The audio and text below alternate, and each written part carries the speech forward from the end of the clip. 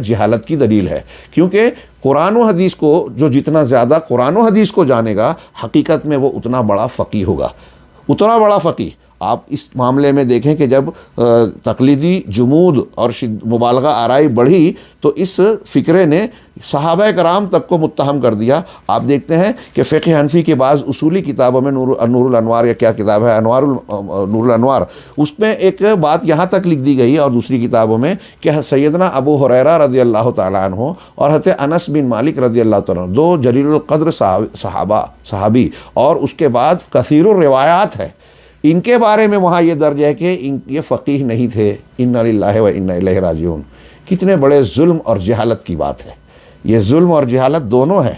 हज़रत अबू बकर सिद्दीक़, हज़रत अबू हुरैरा रज़ी अल्लाह तआला अन्हु और हज़रत अनस बिन मालिक अहादीस के खूब जानने वाले और दीन के बुनियादों और मसाइल को भी खूब जानने वाले थे। अगर इनको ये कहा जाए कि ये फ़ुक़हाए उम्मत में सर फ़हरिस्त हैं तो कोई मुबालगा और गलत नहीं है, ये रद्द अमल नहीं है, ये हकीकत है। आप ऐसी मिसालें पाएंगे बाज़ मसाइल में, मसलन एक औरत के अगर शौहर भी मर गया और वो हमल से भी है तो उसके उनमें किस इद्दत का कैसे एतबार किया जाएगा, वज़े हमल का या 4 महीने का। हाँ, हज़रत अली, हज़रत इब्न अब्बास रज़ी अल्लाह तआला अन्हु जैसे लोगों के पास जब लोग गए तो उन्होंने कहा कि आप अबादुल अजलैन, दोनों में से जो लंबी मुद्दत होगी उसका एतबार करेंगे। फिर कुछ सवाल करने वाले हज़रत अबू हुरैरा के पास गए तो आपने कहा कि नहीं, मुझे महसूस होता है कि अगर बच्चे की विलादत हो जाए तो उसकी इद्दत ख़त्म हो जाएगी। अब दोनों की बातें सुनने के बाद, दो अलग अलग फतवा जानने के बाद साइलिन हज़रत आयशा सिद्दीक़ा उम्मुल मोमिनीन फ़क़ीहा उम्मत के पास गए, वो और ज़्यादा जानकार थी। उनसे पूछा कि हमने एक सवाल इब्ने अब्बास रज़ी अल्लाह तआला अन्हुमा से किया और एक वही सवाल अबू हुरैरा से, दोनों का जवाब अलग अलग है। पूछा जवाब क्या था, दोनों का जवाब बताया तो उम्मुल मोमिनीन आयशा सिद्दीक़ा रज़ी अल्लाह तआला अन्हा ने कहा कि अबू हुरैरा का जवाब सही है। और फिर उनके जवाब को सही कहने के बाद दलील दी कि सुबैया असलमी गालिबन सहाबियाँ थी, उनका ऐसा ही मामला था, नबी करीम सल्लल्लाहु अलैहि वसल्लम ने उनके हक़ में वही फ़ैसला किया जो अबू हुरैरा ने कहा। आप अंदाज़ा लगाएं, इस बयान से उम्मुल मोमिनीन के जवाब से ये महसूस होता है कि हज़रत अबू हुरैरा रज़ी अल्लाह तआला अन्हु को उस वक्त तक वो हदीस नहीं मालूम थी, उन्होंने अपने तौर से गौर व फिक्र करके जवाब दिया था। इसीलिए तो इनको इश्काल हुआ कि दोनों ने अपने तौर से कहा है, हज़रत इब्न अब्बास ने भी, हज़रत अबू हुरैरा ने भी, तो दोनों में से बात किसका जवाब जो है सही माना जाए। तस्दीक के लिए उम्मुल मोमिनीन की खिदमत में हाजिर हुए और उन्होंने जो जवाब दिया उससे हज़रत अबू हुरैरा रज़ियल्लाहु ताला की तायीद दी और ये पता चला कि नबी सल्लल्लाहु अलैहि वसल्लम का जवाब उनके हक़ में है। तो यहाँ देखिए कि इब्न अब्बास तर्जुमानुल कुरान है। हाँ, अल्लाह के रसूल सल्लल्लाहु अलैहि वसल्लम उनको दुआ फ़क़्ह फ़िद्दीन और ऐसी उनकी फ़जीलत, कुरान के तफ़सीर और तर्जुमान कहलाते हैं। उनके मुकाबले में अबू हुरैरा रज़ियल्लाहु अन्हु का जवाब सही वाक़ हुआ।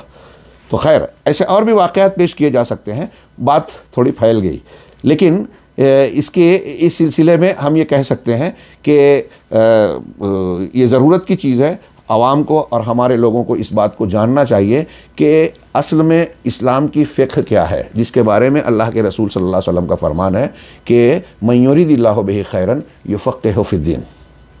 गौर से, अल्लाह के रसूल सल्लल्लाहु की ये बुखारी की हदीस का टुकड़ा है कि अल्लाह जिसके साथ खैर का इरादा करता है उसे दीन में फ़िक़्ह यानी समझ अता फ़रमाता है। यानी जिसको दीन की सूझबूझ हासिल हो जाए, फरमान रसूल सल्लल्लाहु अलैहि वसल्लम है जो गलत नहीं हो सकता कि ये इस बात की अलामत है कि अल्लाह ताला ने उसके साथ खैर चाहा है। कितनी बड़ी फजीलत है। अब्दुर्रहमान बिन नासिर अस्सादी रहमहुल्लाह बजा फरमाते हैं, सही कहते हैं कि मेरे इल्म में, वो कहते हैं कि मैं जहाँ तक जानता हूँ कि हदीसों में इल्म और मारिफत की और अहले इल्म की फजीलत इससे बेहतर हदीस कोई और नहीं बयान करती। सबसे बढ़कर ये बयान करती है कि अल्लाह ताला की खैर चाहने की ये एक अलामत है कि अल्लाह बंदे को दीन की समझ देवे। अब दीन की फ़िक़्ह जब हम कहते हैं तो मैंने जैसा कि ये अभी इतनी लंबी गुफ्तगू की, हमारे यहाँ ये समझा जाता है हिंदुस्तान पाकिस्तान तकलीद गैर तकलीद के माहौल में कि इसका मतलब ये कि अहकामात, ये हलाल है, ये हराम है, या कुछ बारीक किस्म के मसाइल, दक़ीक़ किस्म के मसाइल वही फ़िक़्ह है। जी नहीं, दीन की फ़िक़्ह अल्लाह के रसूल सल्लल्लाहु अलैहि वसल्लम और सहाबा कराम को सबसे ज़्यादा थी।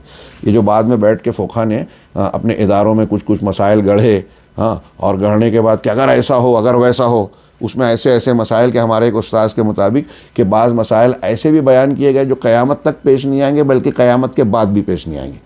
ऐसे मसाइल हज़रत उमर कहते थे कि मैं अगर कोई ऐसा आदमी मुझे मिले जो उन मसाइल पर गुफ्तगू करता है जो अभी पेश नहीं आए, तो मैं उसे दुर्रे से मारूंगा। और ये फोखा बैठ के ऐसे ऐसे मसाइल पर गुफ्तगू करते थे, और उसमें इंतहाई गंदे और गलीज़ मसाइल भी, जो जिनका तस्करा करना भी शराफत के ख़िलाफ़ महसूस होता है। इसको फ़िक़्ह नहीं कहते, फ़िक़्ह कुरान हदीस की समझ को कहते हैं। हाँ, अल्लाह के नबी सल्लल्लाहु अलैहि वसल्लम। अब यहाँ फ़िक़्ह का माना में ये एक बात करके हम किताब पे लौटते हैं कि आप हदीस जिब्रील पढ़िए, सही मुस्लिम बुखारी वगैरह में मौजूद है। अल्लाह के नबी सल्लल्लाहु अलैहि वसल्लम के पास जो आप सहाबा कराम के हल्के में मौजूद हैं, बड़ी शानदार हदीस, बहुत सारे मसाइल और रहनुमाइयाँ इस एक हदीस से निकलती हैं। चुनांचे नबी करीम सल्लल्लाहु अलैहि वसल्लम की खिदमत में जिब्रील अलैहिस्सलाम है। हज़रत उमर रावी हैं, कहते हैं कि हमारे पास एक ऐसा आदमी हमारे दरमियान आया कि हम में से उसे कोई नहीं जानता था, ना उस पर सफ़र का निशान था। अगर मकामी होता तो लोग पहचानते, हाँ, और अगर सफ़र करके आया होता तो गर्दो गुबार और सफ़र के असरात होते। दोनों बातें नहीं थी। ये 2 जुमलों में सारी बातें कह दी उमर फ़ारूक ने। अब उसके बाद रसूलुल्लाह सल्लल्लाहु अलैहि वसल्लम के सामने दो जानू होकर बैठे और आपसे पूछा, मल इस्लाम, इस्लाम क्या है? आपने 5 अरकान का जिक्र किया। फिर पूछा, फिर कहा कि सदक़ता। हज़रत उमर कहते हैं हमें ताज्जुब हुआ, सवाल कर रहा है और फिर कह रहा है कि सच कहा, तस्दीक कर रहा है। फिर उसके बाद अल्लाह के रसूल से सवाल किया, ईमान क्या है? आपने ईमान की 6 बुनियादों को जिक्र किया जवाबन। तो उन्होंने जवाब दिया सदक़ता, कि हाँ तुमने सच कहा, सही बात कही। फिर 6 बुनियादें बयान हो जाने के बाद अल्लाह के नबी सल्लल्लाहु अलैहि वसल्लम ने, हज़रत जिब्रील ने उसके बाद एहसान के बारे में सवाल किया, क़यामत की निशानियों के बारे में सवाल किया। सारे सवाल जवाब के बाद हज़रत अल्लाह के नबी सल्लल्लाहु अलैहि वसल्लम ने चंद रोज़ों के बाद जब हज़रत उमर से पूछा कि जानते हो ये कौन थे जिन्होंने सवाल किया था, तो कहा अल्लाह और रसूल बेहतर जानते हैं। तो आपने जो जवाब दिया कि इन्नहु जिब्राइल, ये जिब्राइल अलैहिस्सलाम थे, अताकुम लियुअल्लिमकुम दीनकुम, ये इसलिए आए थे कि तुमको तुम्हारे दीन की तालीम दें।